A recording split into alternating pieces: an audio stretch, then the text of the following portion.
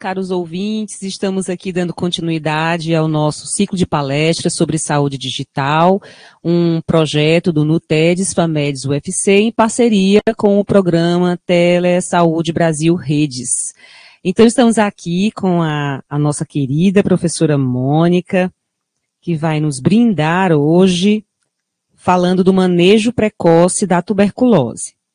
A doutora Mônica, entre tantas coisas, né, que fez e que faz, né, é professora atual de doenças infecciosas do curso de medicina da UFC, tem mestrado em doenças infecciosas pela UFRJ e doutorado em farmacologia com tese em tratamento para tuberculose pela aqui a nossa casa, UFC, e especialização em tuberculose pelo Ministério da Saúde, Fiocruz.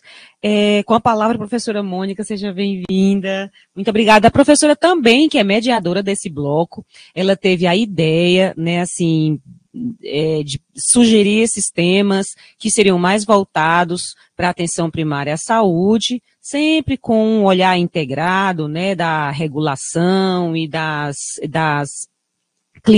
terapias clínicos assistenciais, mas hoje ela vem como webconferencista. Com a palavra, professora. Muito obrigada pelo convite, doutora Sheila, muito obrigada pela apresentação gentil, né?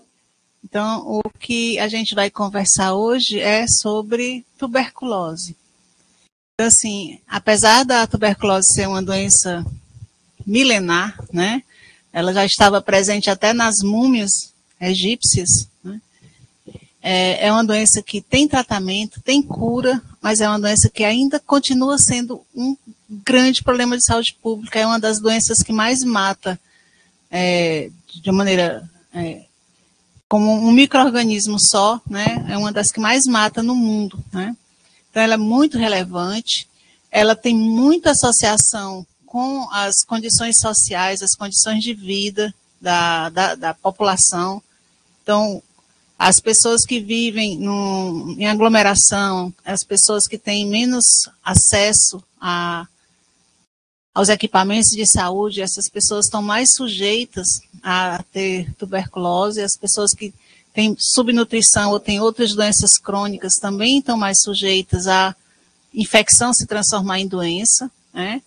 E, com certeza, a tuberculose que mais nos preocupa é a tuberculose pulmonar, né? Que normalmente tem como apresentação principal a tosse, que pode, à medida que a infecção vai caminhando, se acompanhar de febre geralmente vespertina, que a gente às vezes conhece aqui como murrinha no corpo no final da tarde. Sudorese noturna, a pessoa começa a suar sem ser um calor considerado normal, entre aspas, e perda de peso, né? Essa é a manifestação clássica da doença. E o paciente também pode apresentar tuberculose em outros órgãos, né? Porque o bacilo entra pela árvore respiratória, vai para os pulmões e daí ele vai para os diversos órgãos e a gente pode encontrar acometimento por tuberculose em diversos órgãos e aparelhos, né? Então, assim, em 2020, foram registrados 10 milhões e 100 mil casos de tuberculose no mundo inteiro. Em 2021, 10 milhões e 600 mil. Houve um aumento de 4,5% mesmo com a pandemia, né? E houve um aumento, né, de 3,6% de incidência. Então, a gente tem tuberculose em basicamente todos os países do mundo, só que em alguns pior, né? A incidência é maior, a quantidade de casos por ano é maior. Então, assim, aqui nos países da África, a gente vê que estão pintados bem mais escuros, né, que os Estados Unidos, o Canadá, a Europa. Então, assim, aqui na África subsaariana o problema é bem mais sério, né? Mas, assim, o Brasil está com a cozinha mais clara, né? Mas a gente tem muitos casos e essa cozinha mais clara não é homogênea, né? Então, como é que nós estamos no Brasil, né? Em 2022, foram registrados, né, 78 mil casos de tuberculose, o que fez com que a gente tenha 36 casos de tuberculose para cada 100 mil habitantes no país. Então, a gente vinha com essa curva, mais ou menos estável. Em 2018, 2019, houve um pequeno aumento. Esse aumento pode ser aumento da tuberculose, ou pode ser um aumento no diagnóstico. Em 2020, a gente teve essa queda, possivelmente por redução do diagnóstico, redução da notificação por conta da Covid, né? 2021, voltamos a retomar um pouco, e 2022 a gente está se aproximando do que estava antes em termos de detecção e de notificação. Então, assim, como eu estava falando, não é homogêneo no país, né, a distribuição da tuberculose. Então, aqui na região norte, a gente tem uma concentração grande de casos, né, aqui no Mato Grosso do Sul, né, muitos casos. Mas aqui no Rio de Janeiro, olha, a gente tem 68 casos, 68,6 casos para cada 100 mil habitantes. No Ceará, a gente está aqui, olha, 36 casos para cada 100 mil habitantes. O Ceará, como aconteceu com o Brasil, né, a gente teve uma queda, né, muito acentuada em 2020 por conta da Covid. Esse por conta da Covid, provavelmente porque a gente reduziu notificação, a gente reduziu o diagnóstico, né, os pacientes estavam procurando menos as unidades de saúde, então a gente teve essa queda, e agora a gente está voltando a fazer diagnóstico e registro dos casos diagnosticados no Ceará, né? Então, em termos de mortalidade, a gente teve em 2021 5 mil óbitos, né, por tuberculose, o que significa que de cada 100 mil pessoas que a gente teve 2,38 óbitos para cada 100 mil habitantes, né, no Brasil. Essa distribuição, olha, como a gente vê, também não é homogênea para o país inteiro. Na região norte é uma região que tem mais óbitos por tuberculose, mas assim, o Pernambuco é um estado que tem muitos óbitos por tuberculose, Rio de Janeiro, né? Então, assim, a gente tem o Rio Grande do Sul. Então, a gente tem uma distribuição heterogênea de óbitos por tuberculose. E aqui chegamos em Fortaleza. Você lembra que o Ceará é 36, Fortaleza 63 a incidência, né? Então, para cada 100 mil habitantes de Fortaleza, 63 tem diagnóstico de tuberculose. Então, isso a gente está quase com o dobro do que o estado tem, né? A gente diagnosticou em 2022 1.714 óbitos. E a curva é semelhante àquela curva que a gente viu, né, que foi em 2020, 2021 foi reduzida e agora está sendo retomada para os níveis pré-pandêmicos, né? A distribuição no município de Fortaleza também é heterogênea. Então, assim, aqui na Barra do Ceará, no Janguruçu e no Vicente Pinzon, regionais bem diferentes. A gente tem concentração grande de casos. A Regional 5 é uma outra regional que tem uma quantidade grande de casos. Então, a Regional 5 é responsável por 17% dos casos de Fortaleza. A Regional 6, que é aqui da Messejana, é responsável por 15% dos casos. Mas a gente ainda tem 27% dos casos que não está registrada a regional e que a gente não sabe exatamente de onde que eles vêm aqui em Fortaleza. Mas todos os nossos bairros registram casos, uns menos, outros mais, mas a gente tem casos de tuberculose em todos os bairros, com aqueles bairros com a condição, onde tem mais pessoas com condição socioeconômica mais difícil, tendo uma maior quantidade de casos.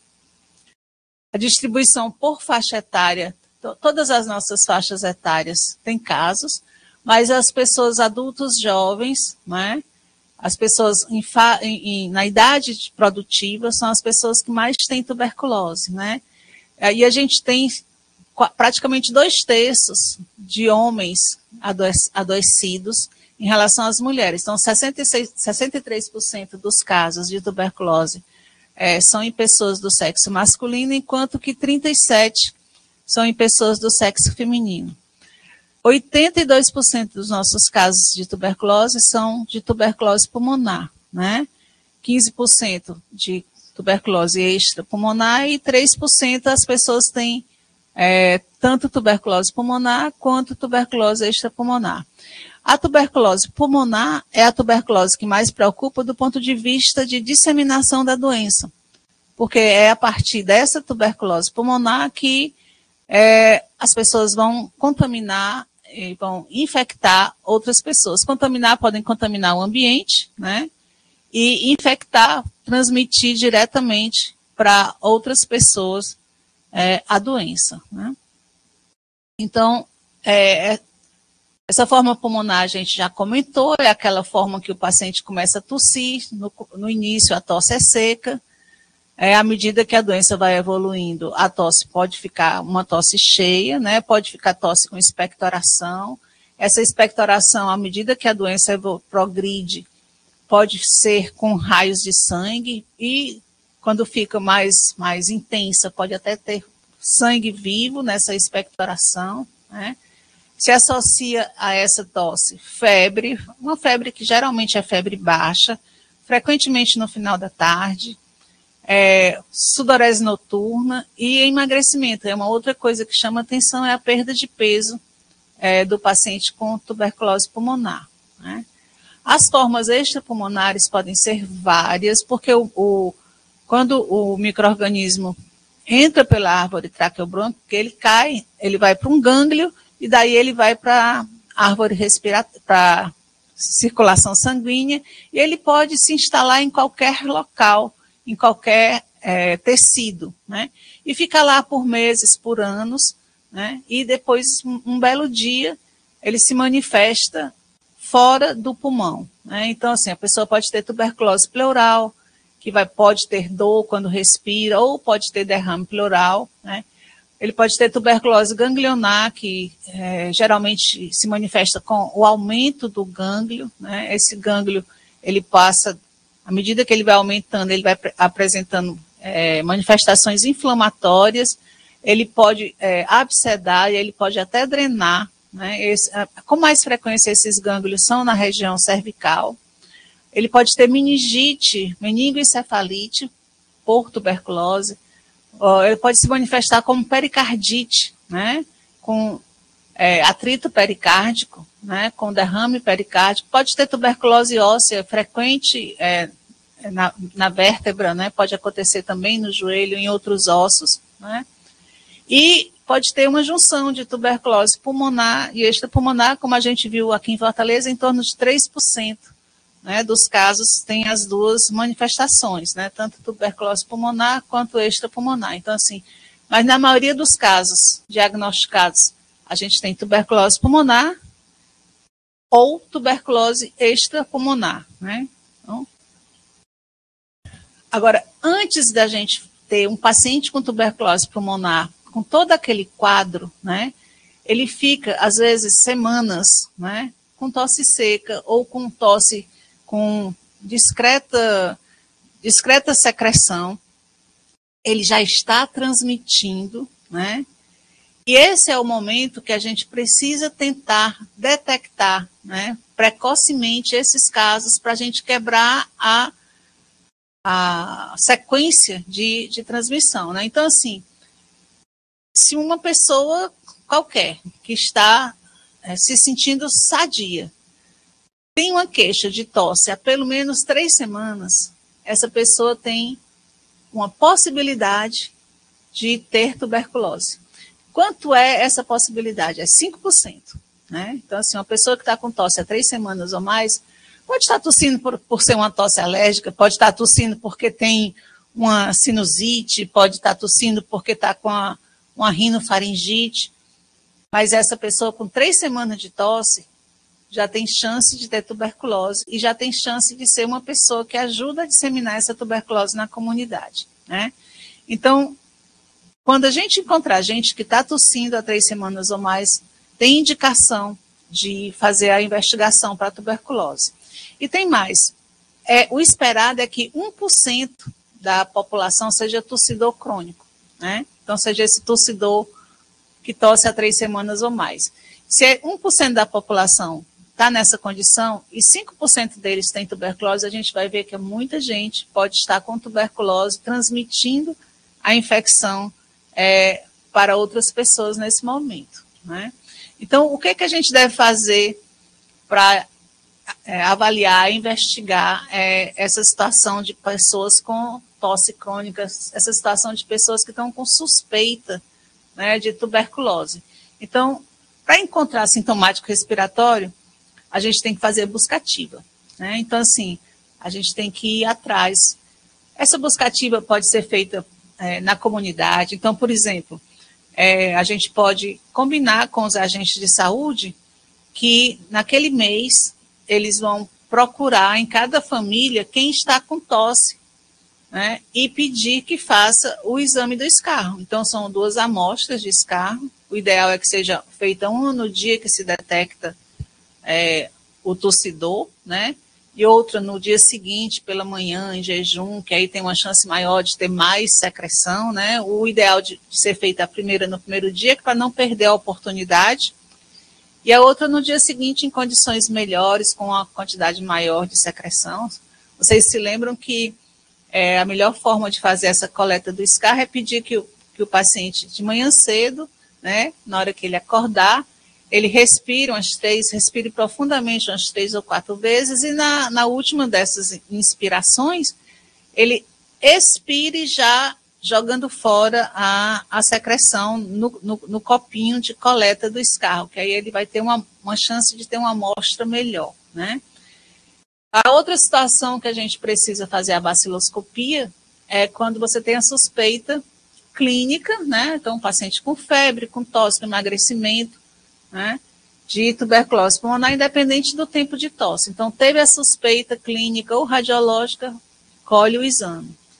E outra indicação da baciloscopia do escarro, da pesquisa direta, aquele pesquisa por BAR, né, pesquisa do BAR no escarro, é para acompanhamento e controle de cura, porque, de acordo com o Plano Nacional de Controle de Tuberculose, a cada mês o paciente repete a baciloscopia do escarro para a gente ver se está havendo resposta, porque o esperado é que no segundo, no máximo no 3º mês, não se veja de tratamento, não se veja mais bacilos no escarro, né? Então, e que no final dos 6 meses de tratamento, ou dos 9 meses de tratamento, dependendo do esquema que esteja sendo feito, o paciente não tenha mais nenhum bacilo detectável no escarro.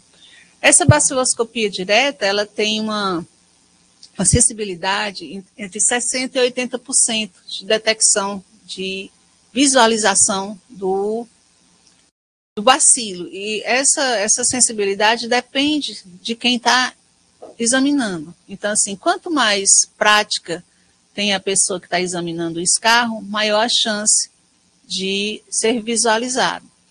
Então, surgiu, há bem menos tempo do que a baciloscopia do escarro, um teste rápido molecular para tuberculose.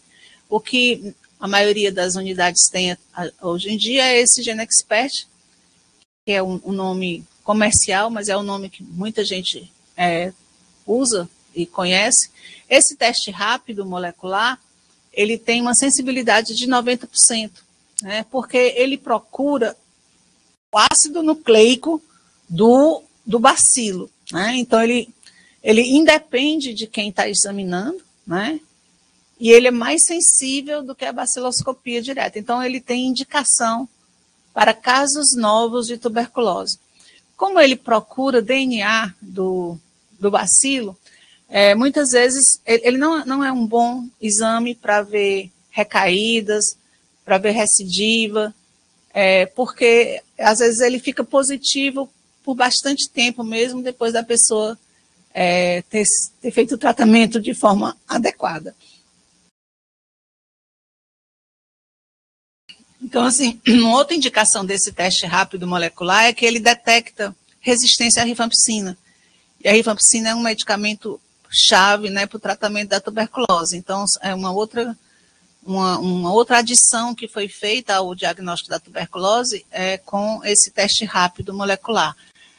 Diversas unidades básicas de saúde já têm, né? E aqui em Fortaleza, várias já têm esse teste, e, além disso, o LACEN faz esse exame, o São José faz esse exame regularmente. Uma outra forma de fazer o diagnóstico é a cultura. É a cultura com o teste de sensibilidade do micro-organismo. A cultura é muito sensível. A desvantagem da cultura é o tempo, porque é uma cultura que demora cerca de 42 dias para sair o resultado. Então, essa é uma desvantagem, mas quando a gente pensa em resistência antimicrobiana, quando a gente pensa em pessoas que já abandonaram o tratamento antes, a gente solicita a cultura, com certeza. Bom, além dos exames microbiológicos, né, a gente tem ainda os diagnósticos por imagem, né? Então, o raio-x simples de tórax, para a gente ver o acometimento anatômico do pulmão, a tomografia do tórax, que mostra mais detalhes. O exame histopatológico é muito importante na tuberculose extrapulmonar, né? Porque muitas vezes não dá para a gente fazer baciloscopia direta, ou a sensibilidade nesses tecidos é muito menor. E existem outros exames, outros testes moleculares, existe ADA, que também podem ser úteis para auxiliar no diagnóstico, né? Então, como é que está sendo então, aqui em resumo, o diagnóstico, né? Então, se a gente está suspeitando de tuberculose pulmonar ou laríngea, a gente pede um teste molecular para tuberculose, né? As populações vulneráveis, né, já faz cultura junto aqui, né? Então, um paciente portador de HIV, um paciente que usa anti-TNF, então esses pacientes já fazem cultura aqui junto. Então, se Mycobacterium tuberculose não é detectado, a próxima pergunta é: o paciente continua com sintomas? Se ele não tem sintomas mais, a gente exclui o diagnóstico de tuberculose, a não ser que ele seja da população vulnerável e que você esteja aguardando o resultado da cultura.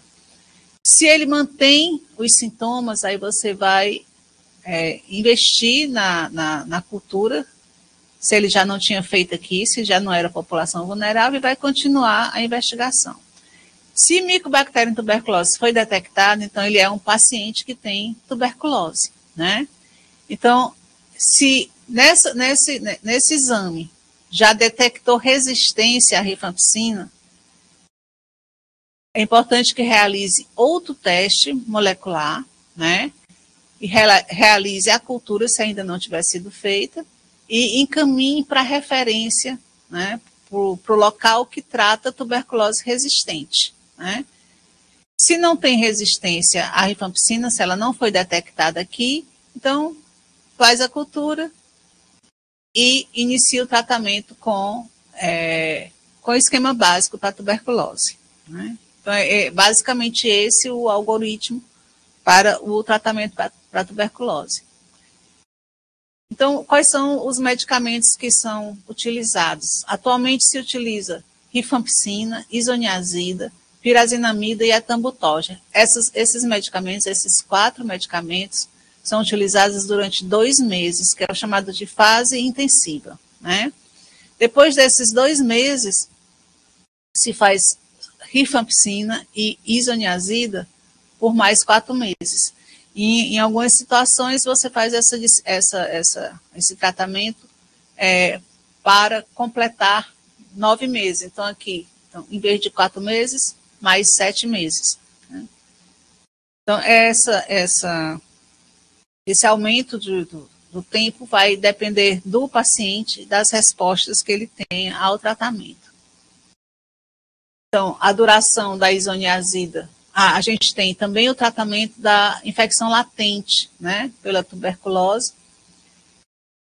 A duração é entre 6 e 9 meses, se for usada só isoniazida, né? As pessoas, adultos e crianças maiores de 10 anos, 5 a 10 miligramas por quilo por dia. As crianças menores de 10 anos, a dose é de 10 miligramas por quilo por dia. Né? A duração, a gente tem outro esquema só com rifampicina, que vai durar em torno de 4 meses. Né? Então, 10 miligramas por quilo por dia, né? Até no máximo de 600 miligramas. E as crianças menores de 10 anos fazem em torno de 10 a 20 miligramas por quilo por dia, até uma dose máxima de 600 miligramas. Esse esquema com rifampicina está sendo preferencialmente, está sendo o preferencial para as pessoas maiores de 50 anos. Né? O mais geral, o que mais se utiliza como tratamento da tuberculose latente é esse esquema com a isoniazida. Né? Qual a importância de tratar essa tuberculose latente? Então, a tuberculose latente, ela se manifesta, né, nas pessoas, principalmente nos 2 primeiros anos depois que o paciente se infecta. Então, vamos supor que eu me infectei hoje, a maior chance de eu desenvolver tuberculose ativa é nos próximos 2 anos e mais ainda no primeiro ano. Embora eu não esteja livre de desenvolver mais na frente. Então, por exemplo, eu preciso usar uma dose de corticoide alto por um período mais longo, por algum motivo, eu tenho chance de manifestar tuberculose em qualquer época depois que eu me infectei, né? Se eu preciso usar um anti-TNF, ou se eu preciso fazer uma quimioterapia, eu posso manifestar tuberculose doença em qualquer época. Então, é importante que essa tuberculose infecção, se detectada nesses primeiros 2 anos, seja logo tratada. Daí a importância da gente fazer as buscas dos contatos dos pacientes que se infectaram com tuberculose, tanto para detectar o paciente fonte, quanto para tratar esses pacientes com infecção latente. E atualmente se tem mais um esquema, que é de rifapentina com isoniazida, que é principalmente para as pessoas que vivem com HIV. Né? Então, as pessoas com HIV que estão em uso de tratamento específico para infecção pelo HIV, o esquema preferencial está sendo esse. Então, assim, uma preocupação que se tem em relação à tuberculose é o abandono do tratamento, tanto do tratamento da doença quanto do tratamento da infecção latente. Aqui, o abandono do tratamento da doença é uma coisa mais séria ainda do que o tratamento da infecção-doença. Esse abandono de tratamento da doença não deveria ser maior do que 5%. Né? Então, assim, promover a adesão ao tratamento é uma coisa muito séria. Né? Então, assim, só para ter uma ideia, a gente aqui infecção latente, a gente teve 68 mil tratamentos iniciados, né, entre 2018 e 2022, porque eram pessoas que tiveram contato com tuberculose, 20 mil porque eram pessoas portadoras de HIV, 18 mil porque estavam fazendo algum tipo de terapia imunossupressora, e aí outras situações, né, de indicação de terapia. E aqui, só para a gente ter uma ideia do abandono, né? Então, esse cinza são as pessoas que completaram o tratamento, 70%, né, que com rifampicina e isoniazida, pessoas que estavam vivendo com HIV, rifampicina, né, 73%, e os que tinham que fazer só isoniazida, 60%. Então, assim, a gente teve uma média maior do que 30% de abandono da terapia dos pacientes com infecção latente. Né? A gente não chega a esses níveis com a infecção, com a tuberculose doença, mas é também uma preocupação. Né? Então, assim, aqui a gente estava com mais de 15% aqui em Fortaleza de abandono da tratamento da tuberculose doença. Né? Então, assim, como é que a gente diagnostica a a infecção latente por tuberculose.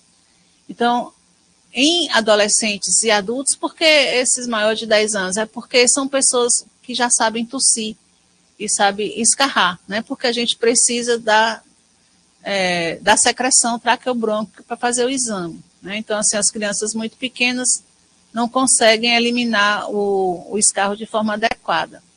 Então, se a pessoa tem sintomas compatíveis com tuberculose, tem que investigar a tuberculose ativa, porque você não vai ficar fazendo tratamento com um medicamento só se o paciente tem tuberculose ativa, né? Então, se ele tem tuberculose ativa, ele tem que ser tratado como tuberculose doença, né?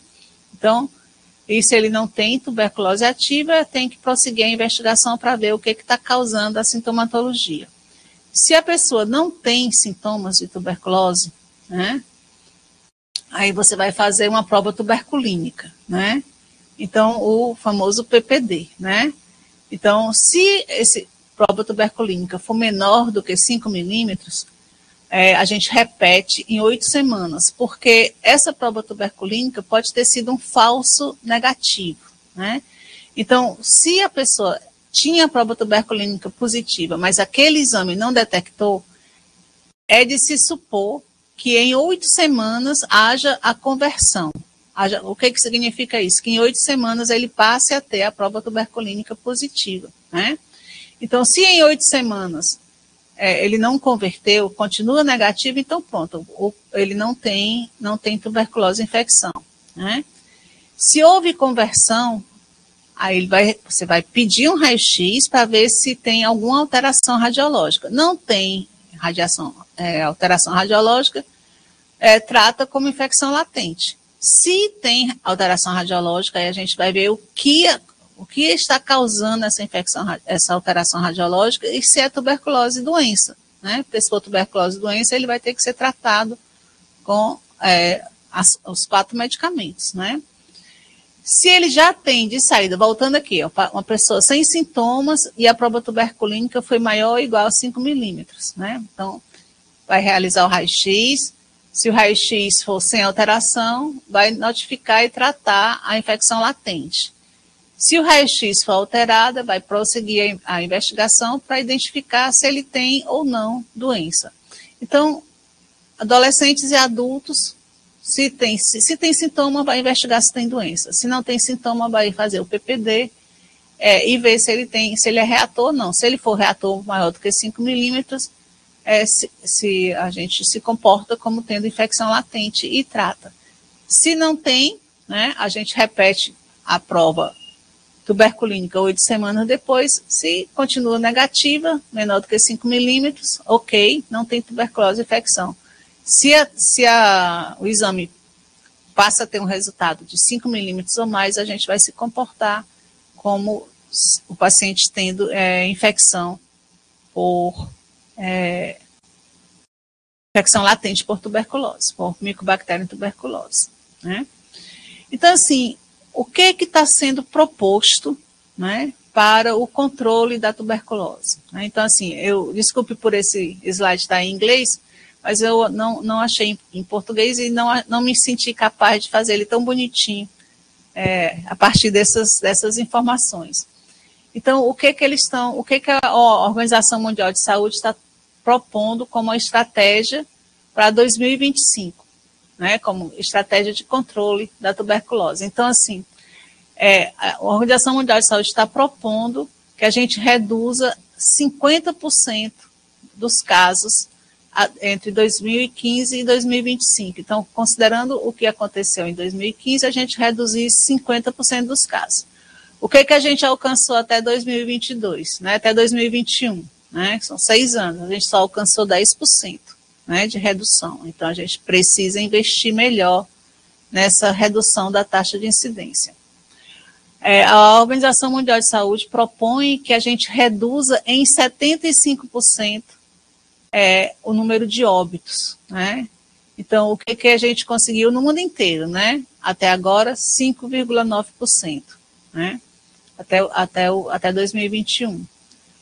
E pessoas que têm custos catastróficos, né? Então, assim, com a tuberculose. Então, assim, as pessoas deixam de trabalhar, deixam de comer, tem óbito na família, uma pessoa que trabalhava para de trabalhar para tomar conta do que está doente. Então, assim, o que a Organização Mundial de Saúde propõe é que a gente tenha 0 pessoas que tenham esses custos muito altos com a pessoa com tuberculose, né? E aqui a gente reduziu 48%, né? Então, assim, como é que a gente está? Era de se supor que a gente tratasse, nesse período de 2018 a 2022, a gente no mundo inteiro, né, 40 milhões de pessoas. A gente tratou 26 milhões, quer dizer, a gente tratou 66% do que era esperado. Então, assim, isso significa que 34% das pessoas que se esperava que tivesse tuberculose não foram tratadas, né? As crianças, era de se esperar que 3,5 milhões fossem diagnosticadas e tratadas. A gente conseguiu 54%. Né?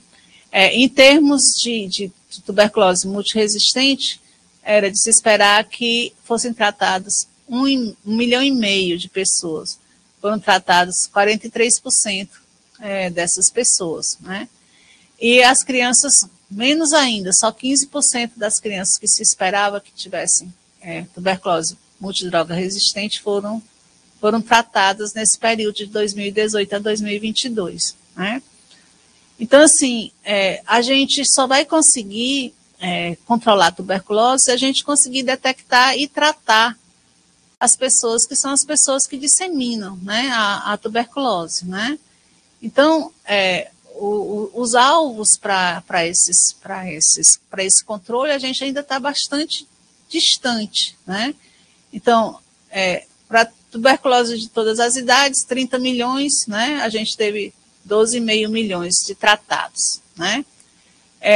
Das pessoas que vivem com HIV, o estimado de 6 milhões, a gente tratou 10 milhões, a gente tratou mais do que 100%, quer dizer, a estimativa estava menor do que o que de fato existe, né? Para os contatos domiciliares, era de se esperar que a gente tratasse 4 milhões, a gente tratou 1,5 milhão, né? 1,6 milhão, então 40%. E aqui, dos 20 milhões de contatos de todas as idades, a gente tratou só 3%. Então, assim, essa parte da prevenção a gente ainda precisa investir para a gente ter a possibilidade de controlar a tuberculose. Né? Então, como é que nós estamos? Né? A estratégia global pelo fim da tuberculose tem metas, né, até 2035, e entre essas metas, reduzir o coeficiente de incidência da tuberculose em 90%. Né?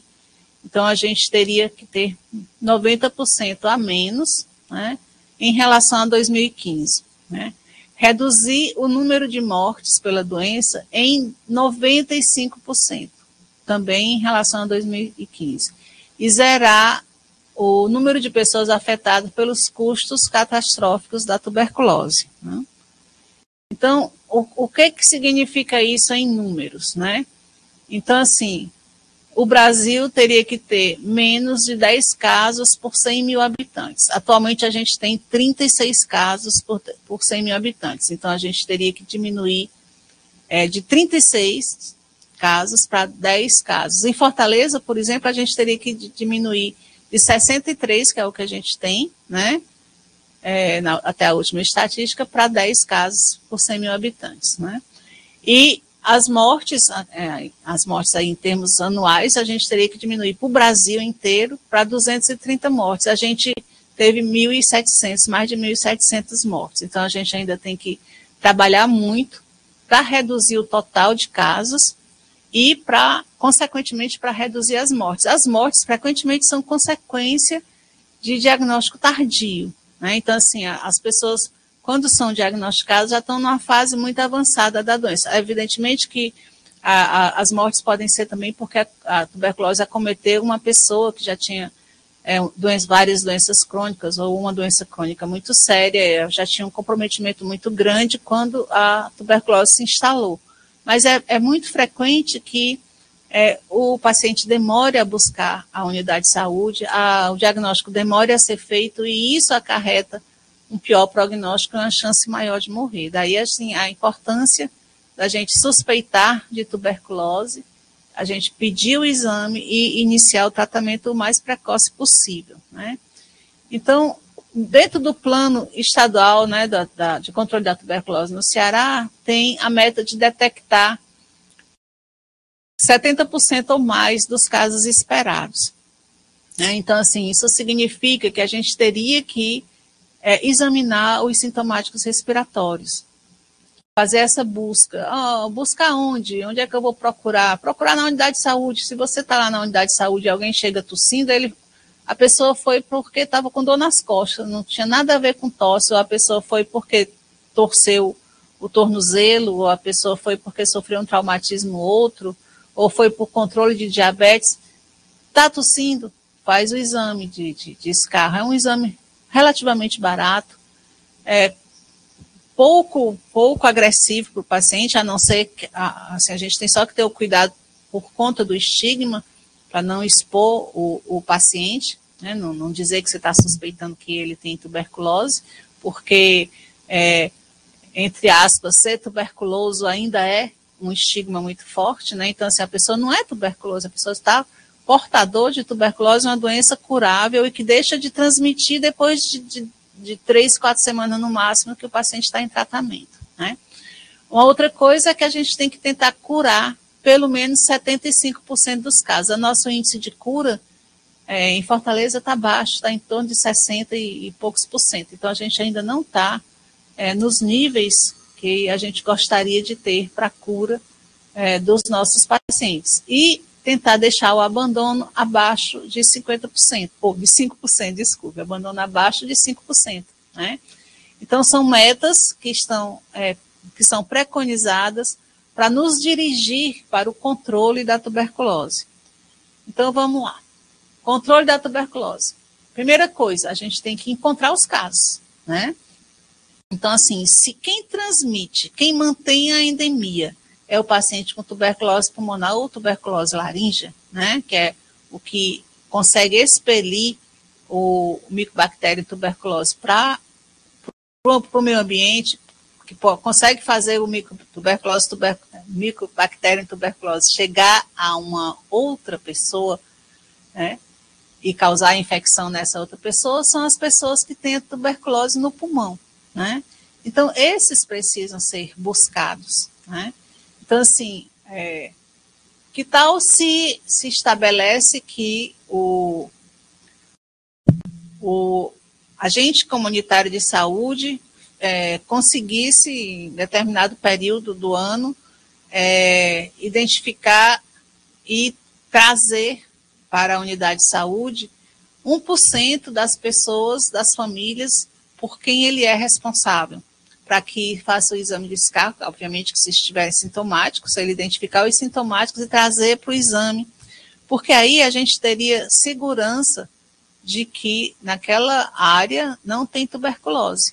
Porque você dizer que não tem tuberculose porque nenhum caso foi notificado ou porque nenhum caso foi detectado, se você não procurou, isso não lhe dá essa segurança de dizer, não, nós não temos tuberculose aqui. Você só pode dizer isso se você buscou, se você fez os exames dos pacientes, principalmente se você buscou os sintomáticos respiratórios, né? Essa busca pode ser feita na unidade também, né? Então, assim, dentro da própria unidade, as pessoas que estão ali esperando o atendimento, pode ser feito ou por observação de se alguém está tossindo, ou mesmo perguntando, você tem tosse? Quanto tempo tosse? Né? E tentar fazer esse diagnóstico. Ainda mais nessas áreas que já são conhecidas como áreas que têm uma endemicidade mais alta para tuberculose, isso precisa ser mais buscado, mais estudado, né? Então, assim, mais investigado, né? Então, isso é uma condição para que a gente tenha possibilidade de chegar a controle de tuberculose. Uma outra coisa muito importante depois que a gente diagnostica o paciente com tuberculose, explicar para ele como é essa dinâmica do tratamento, né, e da cura. Né? Então, assim, o paciente tem que saber que ele vai levar entre 6 e 9 meses se tratando, né? Que depois do segundo mês de tratamento, ele já vai estar muito melhor, ele já vai estar recuperando o apetite, ele vai estar recuperando a disposição, ele já vai engordar, né? Já vai aumentar de peso, né? Nesse período, e que ele vai se sentir muito bem, muito melhor, mas ele tem que saber que ele ainda não está bom, né?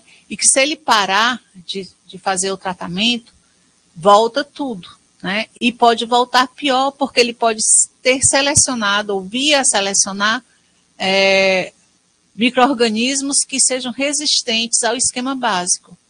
E aí, além de ter que começar tudo de novo, do tratamento, ele ainda há a possibilidade de ter que começar com outros medicamentos que vão levar mais tempo para que ele chegue à cura. Então, isso tem que ficar muito claro para o paciente. Além disso, é muito importante essas conversas, tem que ser feitas várias vezes, né? A conversa pode ser feita também com os acompanhantes do paciente, que é muito importante que a rede social de apoio dele também saiba disso, né? Que depois do primeiro mês de tratamento, ele já não vai mais estar transmitindo, ele já vai estar muito melhor, mas ele não está bom, né? Ele está bem, né? Essa empatia, essa relação que a unidade de saúde, o profissional que está acompanhando o paciente faz com o paciente e com a família é muito importante para contribuir para a adesão ao tratamento. Então, assim, a cada retorno do paciente, né, essa conversa precisa ser fortalecida de várias maneiras, né? Transformar essas visitas em conversas, em tirar dúvidas sobre o tratamento, em orientar sobre o que precisa mais ser feito.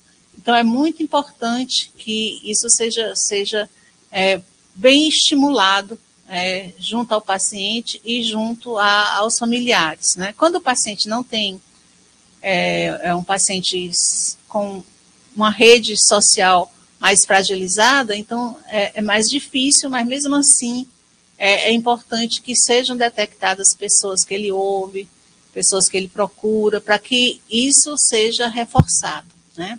Essas pessoas, as pessoas com tuberculose pulmonar, as pessoas que já abandonaram o tratamento alguma vez, as pessoas com mais dificuldade socioeconômica, as pessoas sem teto, né? Essas pessoas precisam de mais cuidado, né?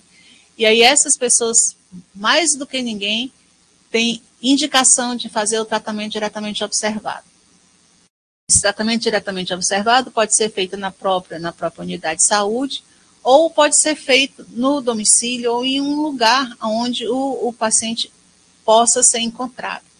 Porque essas pessoas são as pessoas que têm mais chance de abandonar o tratamento, de ser fonte de infecção para outras pessoas, para as pessoas com quem ela convive, para as pessoas outras com quem ela tem um contato mais prolongado. Então, essas pessoas precisam realmente de um cuidado, né, maior e de outros tipos de apoio que a unidade puder providenciar, tipo, é possível uma cesta básica, é possível um vale transporte, uma forma de ajudar, se não tem quem vá fazer o tratamento no domicílio, ajudar para que ele venha na unidade. Então, essas pessoas de maior risco de abandono do tratamento, elas precisam ter um cuidado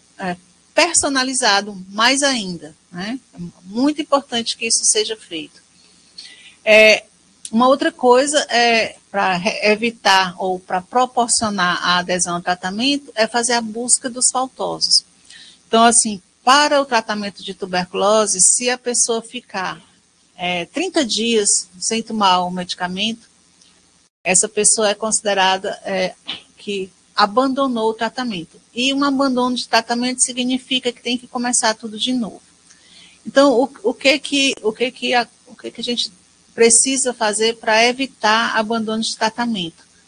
Então, assim, o paciente estava com a previsão de consulta, de retorno hoje, né? Então, ele deveria ter vindo para ser reavaliado, para receber os medicamentos até a próxima visita, né? Ele não veio, né? Então, é importante que isso seja detectado, né? E que alguém, né, vá na casa do paciente, vá atrás de ver o que aconteceu, né? Então, assim, o paciente piorou, o paciente foi internado por outro motivo, o paciente está querendo desistir do tratamento, ou ele não conseguiu chegar por uma situação pontual, né? Então, assim, é importante para evitar que ele se transforme num paciente que abandonou o tratamento, porque se ele ficar só 2, 3 dias, uma semana, ficar menos de um mês sem tomar o medicamento, ele não será considerado abandono e ele vai continuar o tratamento. Então, assim, ele internou porque sofreu um acidente. Então, será que alguém se lembrou de levar os medicamentos da tuberculose para ele tomar onde ele estiver internado? Então, são esses detalhes que vão fazer com que o paciente se mantenha tratando, né, a tuberculose e que faça com que ele evolua para a cura. Um outro aspecto importante em termos de controle da tuberculose é a busca dos contatos. Então, as pessoas que moram com o paciente na mesma residência, as pessoas que trabalham, se trabalham num ambiente fechado várias horas por dia, essas pessoas, elas têm chance de terem se infectado por Mycobacterium tuberculose a partir dessa fonte, né? A partir desse paciente que a gente diagnosticou. Então, é muito importante que essas pessoas sejam também buscadas, que essas pessoas sejam orientadas, que não estão sentindo nada, né? Mas que se sentirem, procurem a unidade de saúde. É importante que as pessoas que são contatos, né, domiciliares e contatos mais íntimos façam o PPD, ou existe um outro exame para detecção de tuberculose latente, que é o IGRA, né, que é um exame feito no sangue, né? Então, é importante que seja feito, né, que seja buscado, e que os pacientes que tenham já tuberculose, de doença, sejam tratados, e que os que têm tuberculose infecção também sejam tratados como tuberculose infecção. Então, isso é uma forma de, se entre os contatos havia uma outra pessoa, que pode até ter sido a fonte para o nosso paciente, então essa outra pessoa com tuberculose precisa ser tratada de forma adequada, e os que têm só tuberculose infecção, que não tem manifestação de doença, que também sejam tratados para que não cheguem a evoluir para uma tuberculose doença. Então, esse é um nascer do sol, né? A gente está esperando que o sol renasça para a tuberculose, né? Para que a gente consiga ter um controle, né, melhor da doença, e que, como a tuberculose é uma doença que hoje está na atenção básica, né? E a gente tem uma rede de atenção básica para atender os pacientes com tuberculose, a gente tem chance, né, de conseguir esse controle, de reduzir esse peso que a tuberculose tem sido para a população, para as pessoas, reduzir esse estigma da tuberculose. Então, vamos lembrar de fazer as buscas dos sintomáticos respiratórios. Se a gente encontrar um sintomático respiratório, lembrar que pode ser tuberculose e solicitar a baciloscopia ou o teste molecular. Lembrar que antigamente diziam para a gente, olha, cuidado que essa tuberculose pode se transformar numa gripe, né? Então, lembrar dessa possibilidade de quem está tossindo prolongadamente, tem a indicação de fazer a pesquisa para a tuberculose, lembrar de manter o paciente no tratamento. Então, a cada visita, a cada vez que conversa com o paciente, todos os membros da equipe procurarem ver que argumentos podem usar, o que mais que pode ser feito para manter o paciente no tratamento até o final e fazer a busca dos contatos. Então, isso é o que a gente gostaria de fazer, né, de ter individualmente no contato com cada paciente, para que depois a gente consiga esse controle na comunidade. Depois de uma palestra dessa, não tem como a gente ter...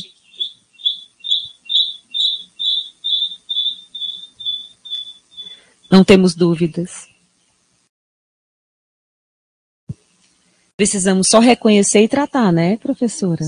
Uhum. E chegando numa situação de uma tuberculose extrapulmonar, ou miliar, ou então dentro de uma situação de comorbidade grave, pacientes imunossuprimidos, lembrar que se pode sempre regular esse paciente para um outro serviço. Um serviço de indicação como aqui a faculdade, ou o São José. Quando, assim, em geral, o paciente com tuberculose tem tratamento ambulatorial. Mais de 90% dos pacientes com tuberculose podem ser tratados ambulatorialmente. Eventualmente, os pacientes mais graves, com comorbidades mais severas, né, vão precisar de internação, mas é um percentual muito pequeno. E aonde que essa internação é feita? Hoje, o maior local para internação aqui é o Hospital São José, né? Eventualmente, pacientes detectados em outros hospitais se mantêm nos outros hospitais, mas a referência para internação, basicamente, é o Hospital São José. Temos dificuldades de ter leitos em outros locais, porque o ideal, né, para internar um paciente com tuberculose é que ele fosse internado num local onde ele não possa transmitir para outras pessoas onde ele está internado. Essa é a situação ideal. E como que seria essa situação ideal? Seria ele estar num quarto, né, num apartamento, num leito onde estivesse só ele, de preferência, ou outro paciente com tuberculose semelhante a dele, né, aonde tivesse pressão negativa, o que significa que o ar que estava dentro do quarto dele não sairia para o corredor, para não levar o bacilo para as outras áreas do hospital, né? E que as pessoas, os profissionais, usem máscara, aquela máscara N95, né, que é a máscara que tem o filtro para aerosol, né, que é uma das formas de transmissão da tuberculose. Né? Então, assim, existem, como poucos locais têm essa condição, né, então a gente ficou com menos possibilidades de internação. Então, se a gente detecta um paciente com tuberculose pulmonar ativa num hospital que não tem essa condição de internação, né, assim, mas ele já tá internado, então, assim, se tenta deixar ele num quarto isolado, só ele, né, se tenta deixar numa área que tenha menos movimento de outros pacientes, assim, longe de pacientes imunocomprometidos, né, de preferência com a porta fechada do local onde ele está, para reduzir ao máximo a possibilidade de transmissão. Né? Então, isso é uma conduta padrão, né? E o uso da proteção individual para os profissionais. Professora Mônica, então, muito obrigada, e eu gostaria que vocês mantivessem o acesso através do site do NUTEDIS, FAMED UFC, que é a respeito da artezinha que estão recebendo por aí, alguns grupos, no ícone onde tem o NUTEDIS. Então, vocês clicando no ícone do Nutedes vai levar vocês automaticamente para o site da UFC. Lá, uma das notícias que estão em highlights é justamente as webconferências e vocês vão encontrar todas as outras anteriores dos blocos. Então, assim, e fiquem conosco, divulguem, pratiquem, transformem, tragam suas dúvidas. Se vocês quiserem sugerir algum tema da importância da prática de vocês, fiquem também à vontade. E vamos agradecer, então, a professora Mônica, deixá-la talvez falar algumas palavras, ou então concluir, ou então chamar a atenção a alguma coisa. Professora, aqueles minutinhos do take home message, né? O que não pode deixar, assim, de lembrar dessa palestra maravilhosa. Bom, pessoal, então, assim, agradecer a você que nos escutou e lembrar que a tuberculose, embora seja uma doença muito antiga, ela é uma doença absolutamente presente, ela é uma doença muito frequente, merece que a gente pense na possibilidade do diagnóstico e que investigue. Se a gente pensar que pode ser tuberculose, a gente já vai estar fazendo muita coisa, porque cada caso que a gente detecta, a gente vai estar reduzindo 10 infectados a partir desse caso, que essa é a média. Cada uma pessoa com tuberculose pulmonar infecta pelo menos 10 pessoas, né? Então, é muito importante que a gente pense, que a gente detecte, que a gente inicie o tratamento e mantenha esse tratamento até o final.